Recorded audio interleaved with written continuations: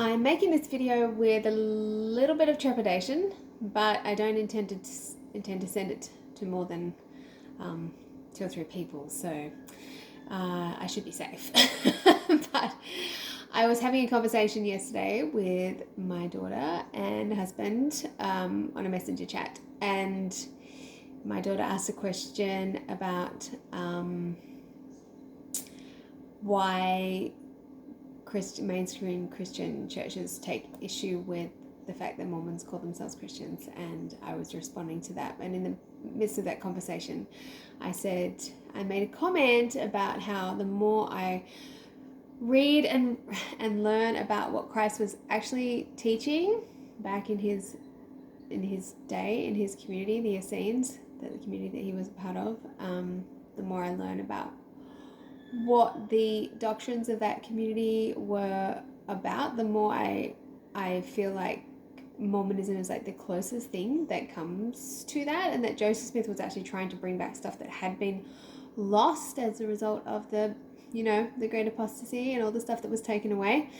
But I feel like Joseph Smith also didn't quite hit the nail on the head, and that things have kind of devolved from the point that he originally, the things that he was trying to restore, that things kind of went south again after that really early phase, including with Joseph Smith himself. So anyway, so I was making these comments, and then like literally hours later, I opened this book, which I've had sitting there. It's all backwards in this video. Secrets of Mary Magdalene, edited by Dan Bernstein and Ann de Keitzer. They haven't written this book, but they've like collected like different like bits and pieces from people who have written about anything to do with Mary Magdalene or the sacred union of Christ and Mary Magdalene. So they've sort of just compiled all this information, and I come across this little section, it's backwards in the video, that says Mormonism and Mary Magdalene. And anyway, so I'm going to just read this because it's so interesting. It like basically confirms what I was saying. It's written by somebody called Maxine Hanks. Down the bottom it says she is a writer, lecturer, and feminist theologian whose book Women and Authority reclaimed feminist theology and history in Mormonism. A former Mormon and Church of Jesus Christ of Latter-day Saints missionary, so I don't know whether she was excommunicated, it's likely, or whether she just left the church. Anyway, it says she became a Gnostic in 1996. So here is what Maxine Hanks has to say, so just bearing in mind that she grew up in the church. Mormonism may be the only Christian religion that embraced, from its origins, a belief that Jesus was married and had children. The idea is not new to Mormons, who believe that marriage is necessary for godhood or highest exaltation in heaven. That word exaltation is really interesting, but I'll have to come back to that another time. This idea was taught by Joseph Smith, Mormonism's founder, according to his closest associates called apostles. I've learned a lot about what that word means too. Anyway, and that's another video happening too. Who related Smith's private teachings after his death. So he was teaching this stuff more within his like close inner circle than just declaring it publicly. Apparently Smith never publicly taught or published any specifics about Jesus' wife or children, and the Church of Jesus Christ of Latter-day Saints has never officially confirmed a belief in Jesus' marriage, although it's interesting because I've heard quite a few general conference talks like by church leaders where they've alluded to that idea that they believe Christ was married. So it wasn't like completely heretical to talk about that. Indeed, it was publicly denied it was ever part of church doctrine. Still, the idea of a married Jesus is known in Mormonism as a long-held, sacred, discreet folk doctrine. The Mormon belief in Jesus' marriage actually says little about Mary Magdalene and more about the lineage of Jesus. Smith identified at least 2 individuals as being direct descendants of Jesus Christ. Smith also implied the same about himself. 6 months after Smith's death, Brigham Young suggested that Smith's cryptic claim that no man knows my history alluded to his sacred bloodline. You have heard, this is a quote from Brigham Young, you have heard Joseph say that the people did not know him. Some have supposed that he meant spirit, but it was the blood relation. Notions of a chosen bloodline or lineage run strong in Mormonism. Well, when you think about like the whole patriarchal blessing, where you're given, like, you're told your lineage, your actual lineage in the house of Israel. So this is really more about the whole Desposyni, like actual bloodline of Christ than I ever thought about before. Like, this has put a whole new spin on so much about what happens in the church. Notions of a chosen bloodline or lineage run strong in Mormonism. Smith wrote in 1835, the order of this priesthood was confirmed to be handed down from father to son and rightly belongs to the literal descendants of the chosen seed to whom the promises were made. That's an actual quote from the Doctrine and Covenants, 107 verse 40. What's really interesting for my own research that I've been doing in other places, not this book, this whole lineage of the priesthood thing, you know, like the priests, the kingly line, like from King David down, which Christ was direct in that line of authority from King David, that was not the same as the priestly line. It was the priestly line was the Levites, you know, the ones that officiated in the temple.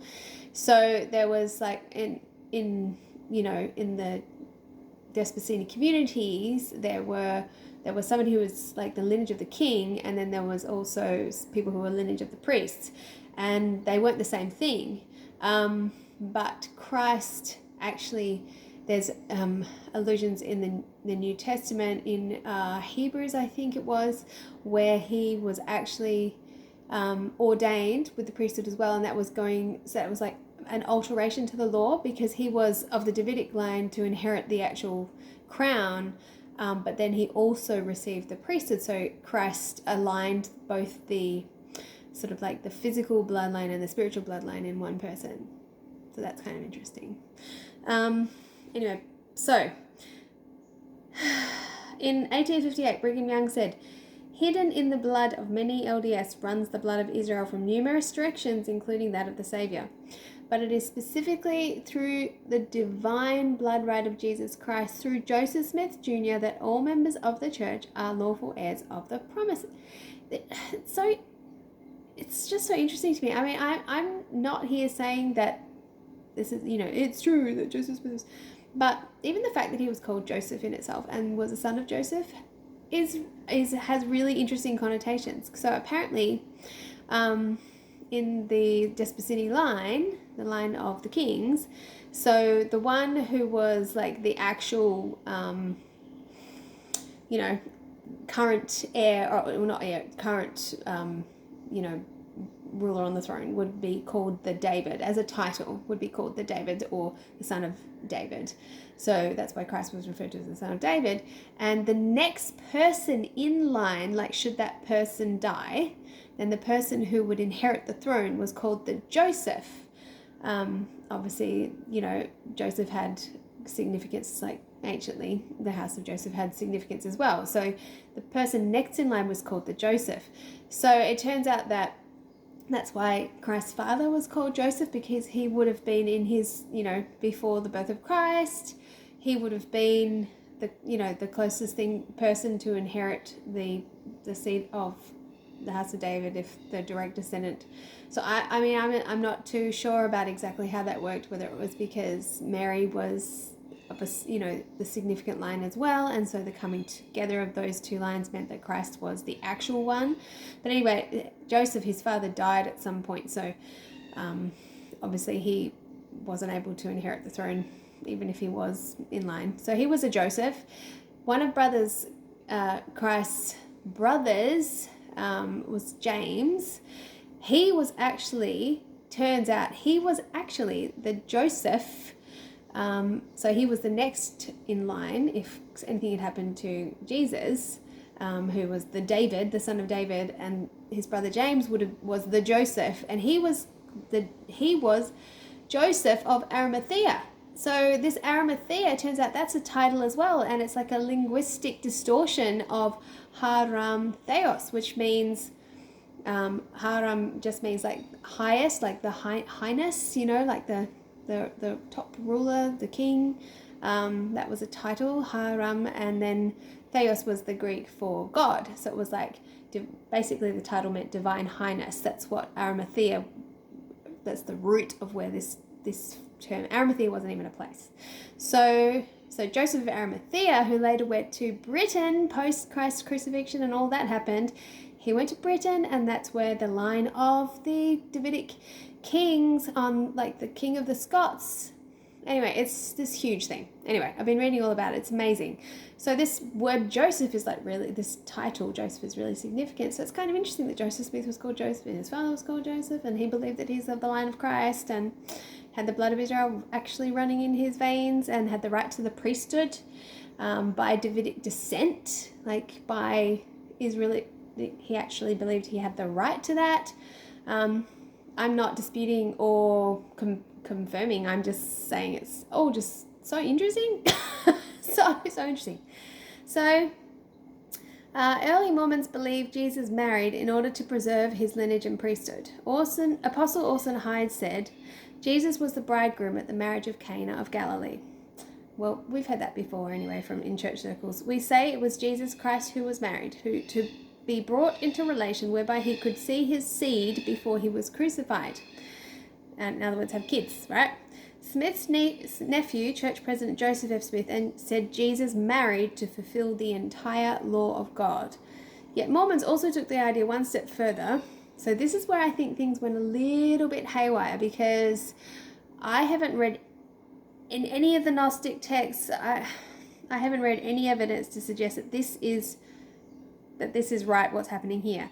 Yet Mormons are suggesting that Jesus was married to more than one woman. That's what I'm saying. I don't know where Joseph Smith got that from, because I can't find any evidence in the ancient texts of this being the case. Smith's nephew also said that Mary and Martha manifested a much closer relationship than merely a believer in Jesus. So I would concur with Mary, but I'm not concurring when it comes to Martha. Smith's apostles often cited the Bethany sisters as Jesus' wives, along with Mary Magdalene. Orson Hyde said Mary, Martha, and others were his wives, and he begat children. Given a Messiah with multiple wives, Smith himself married 34 women. The early Mormon doctrine of polygamy seemed wedded to the idea that Jesus was married. Smith's revelation on polygamy reads as coming from Jesus Christ, so this is in Doctrine and Covenants as well. I, the Lord, justified the principle and doctrine of their having many wives and concubines. It's kind of interesting because it flies in the face of what the Book of Mormon says about how a man should only have one wife. So it's a bit strange that he has one book of scripture that he revealed and brought to the world which says that men should only have one wife, and then he's got the Doctrine and Covenants saying that they can have lots. So there's a little bit of a discrepancy there. I reveal unto you a new and everlasting covenant. Except ye abide my law, ye cannot attain to this glory. That where I am, ye shall be also. Receive ye the law of my holy priesthood. Still, the idea being that the full rights of the priesthood were intricately connected with the rights of sacred marriage. That the two were one and the same. You can enjoy the full benefits and, I guess, spiritual blessings of the priesthood unless you were in a sacred marriage union, which is not what the world thinks of as a sacred marriage union. It's something much higher and deeper. It appears that early Mormons believed 1. Jesus was married and his wives were likely Magdalene, Martha, and Mary of Bethany. 2. Jesus' descendants preserved his royal bloodline and priesthood. And 3. Joseph Smith was a descendant of Jesus, inheriting his bloodline and priesthood along with other Mormons. As a Mormon, I heard these teachings many times. The faith's focus on genealogy, so that makes a lot more sense, doesn't it? Why there's this focus on genealogy, tracing your bloodline, being able to prove that you're of the house of Israel. Produce lineage charts like the one showing my family line, going all the way back to Christ. Where did Joseph Smith learn all this? Most of his teachings were attributed to his prophetic calling, but he also explored a variety of spiritual traditions, including Jewish, Christian, Gnostic, Hermetic, Mystic, Magic, Masonic ideas, Mormonism, married Christian, and esoteric traditions. Yeah, see? Married Christian and esoteric traditions. It's like bringing it all together. Creating a new vision wherein orthodoxy and heresy was literally the line of Christian followers that wanted to keep the Magdalene, like the feminine part of the whole picture, in the doctrine. So there was like a split in the camps post the crucifixion resurrection issue, that where there was like the Peter camp, because Peter just really, or Simon, was not into women having any authority or having any position, elevated spiritual position in the church.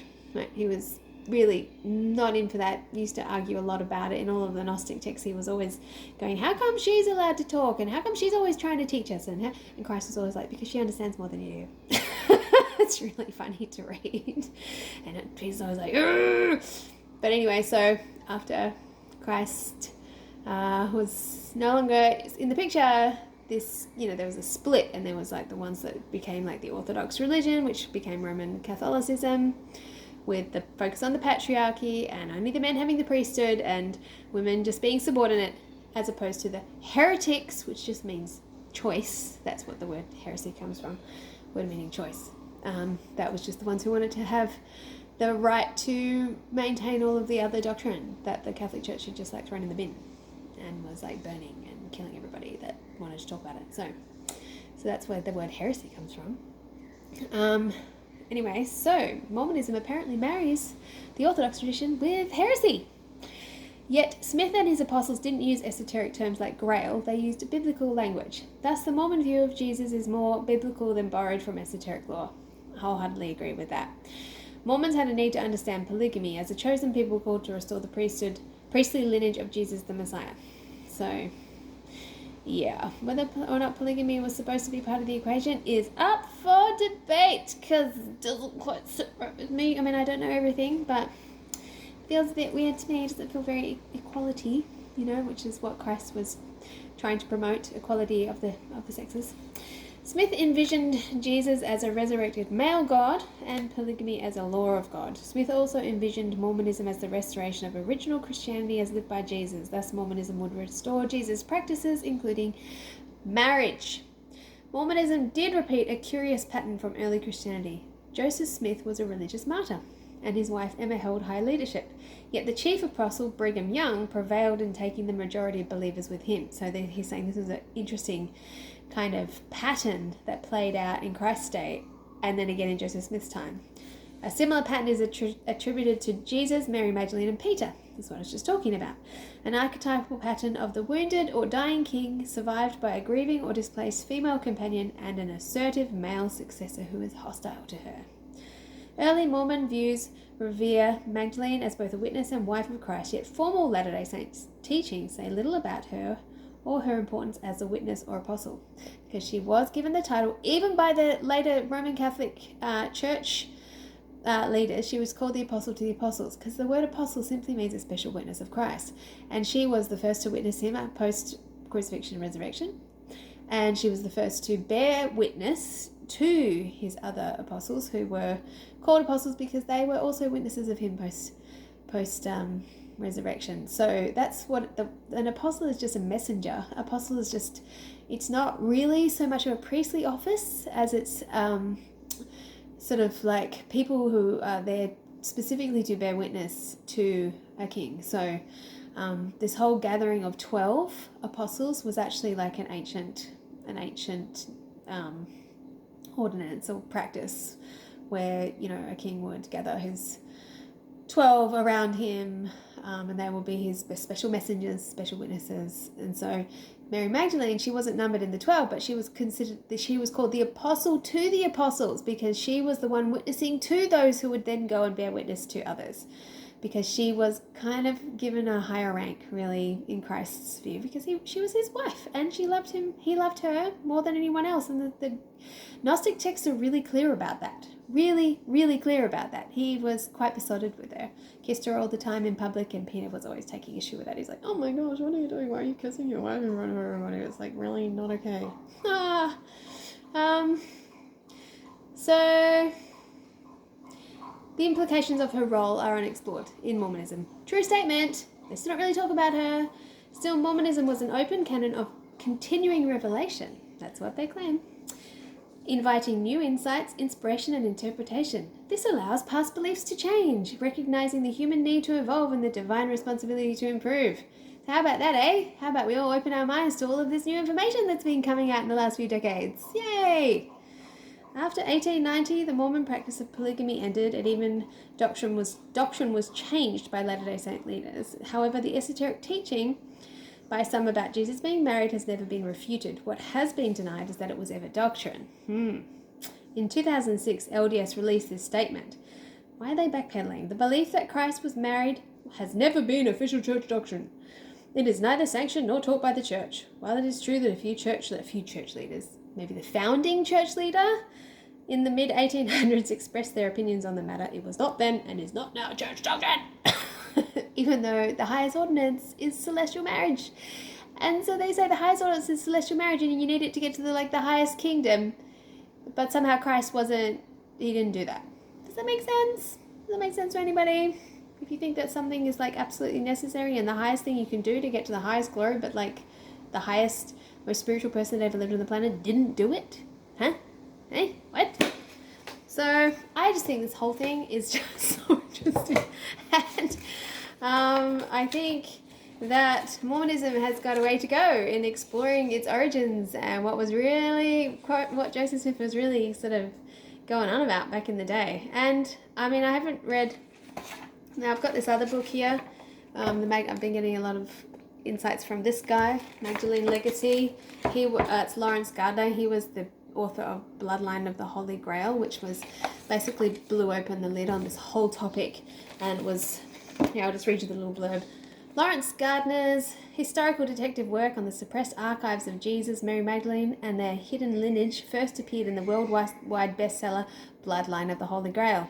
Since then, these controversial themes have been taken up in the world of fiction with the best-selling novel The Da Vinci Code. We all know about that one, triggering a new and heated debate about the mysterious life of the Magdalene. In this book, Magdalene Legacy, Gardner moves these themes onto extraordinary new levels, revealing the implications for the history of the whole of Western civilization. The Grail Child, sensational new information from Vatican and monastic archives on Mary's secret marriage to Jesus and the documented persecution of their line after his resurrection. The funny thing is that it wasn't a secret in his lifetime that he was married. Everybody knew he was married in his lifetime. It just became a secret later, a big scary secret. And I understand now why the church is so big. The Catholic Church was so big on trying to crush all information, and it's a much bigger picture, and that's going to be another series of videos. So he talks about the Gospel of the Magdalene, the hidden records that reveal her true status among the apostles, and the forbidden texts that were edited from the Bible. So in this book, I've photocopied it now. Got this. He's actually got the bloodline. He's gone to the trouble of documenting, creating a genealogical chart from David to Christ, and then from Christ's descendants and his siblings' descendants all the way down to sort of about the time of King Arthur.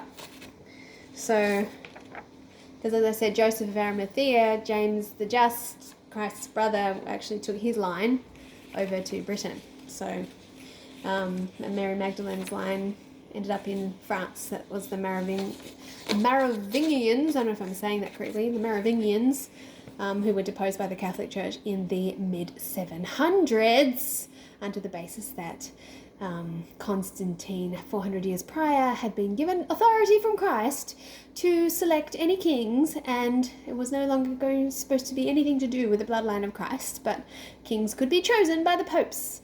And so they went along to the actual Fisher kings, the Franks, from the line of Mary Magdalene and Christ themselves, and said, you know what, you guys, your days are done, we're going to put in our own king now. So after that, the lineage, the monarchy was no longer anything to do with the Davidic line, but the kings of the Scots, that was still the Davidic line there. So it's just so much information. It's so deep and it's so interesting. So I'm just going to keep digging and learning, because this is big. I think this is really big and really important.